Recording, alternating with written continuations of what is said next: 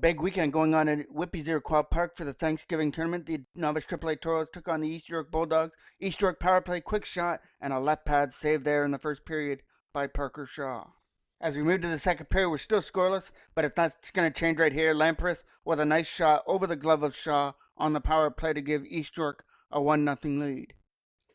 And like any Bulldog, when they get on you, they can be relentless, and East York tried to extend their lead as Tesperius breaks up this pass, walks in on Parker Shaw, but he's relentless as well with that save to keep it at 1-0. Third period, still 1-0. Rogers is going to take this shot. Left pad save there from Parker Shaw, but the rebound goes right back to Rogers, and he comes around the other side and stuffs it in to give the insurance goal that East York was looking for in a 2-0 lead.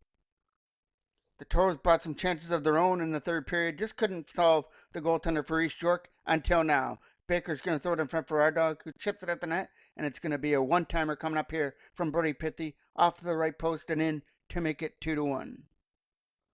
Toros brought everything with the goalie out and a man down. There's a quick shot there from Brody Pithy, but it got kicked aside. The final save of the game by Verdone, and it's a 2-1 East York Bulldogs win over the Toros, dropping them to 0-3 in the round-robin play.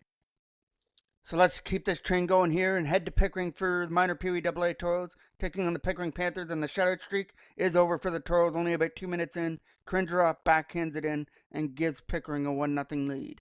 But so far, nothing has seemed to faze these Toros this year, and that doesn't either. Cameron Ryan with a quick shot right after that goal by Kringeroff to tie things up at 1.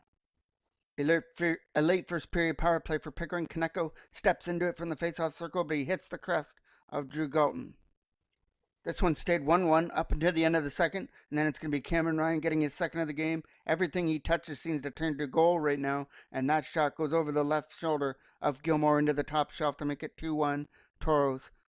And then kind of a scary play to end the second period. We're going to slow it down so you can see it. It's a Pickering player that's going to swing his stick right over the back of the head of Ben Sabrizi, and there was no penalty on the call, but the Toros still take a 2-1 lead to the third period.